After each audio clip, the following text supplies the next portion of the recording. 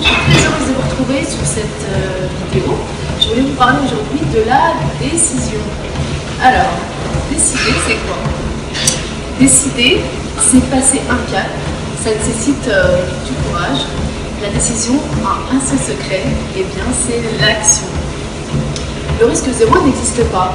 Et donc, si nous devions attendre d'avoir la certitude nécessaire pour agir, eh bien nous n'agirions même plus. Il faut savoir que lorsque nous pensons à une telle décision, eh bien nous pourrions penser que nous sommes des êtres parfaitement rationnels, alors que pas du tout.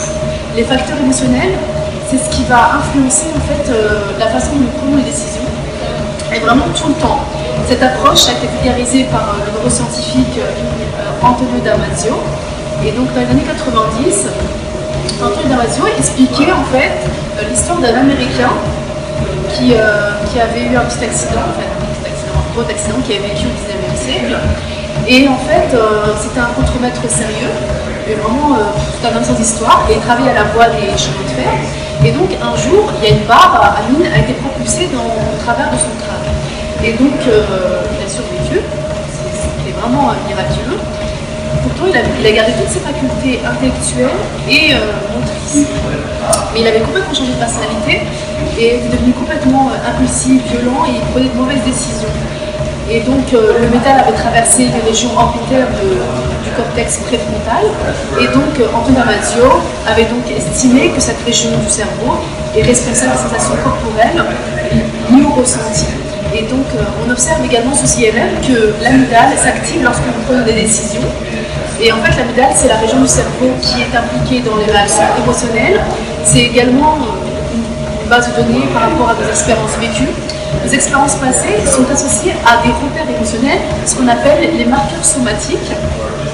Et à chaque fois en fait, que l'on doit faire un choix, eh bien, on a des réactions corporelles.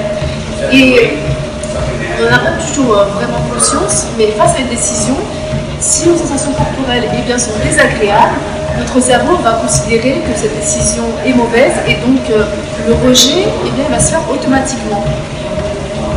Ça va directement, notre cerveau le rejettera automatiquement. Et bien, comme le cerveau n'a pas de déplaisir, nous avons cette notion de possibilité de perte face à une décision. Par exemple, les personnes qui sont dépressives, eh bien, ces personnes-là ont un dysfonctionnement des circuits neuronaux, ce qui va affecter en fait leur prise de décision. Donc, décider. Et au pire des cas, qu'est-ce qui vous risque d'arriver si vous décidez? Au pire, vous apprendrez, et au mieux, vous gagnerez. Moi, j'ai décidé de faire 30 000 de tapis, donc je vais faire. Je vous dis à bientôt sur une prochaine vidéo. Je vous embrasse et en attendant, prenez des bonnes décisions.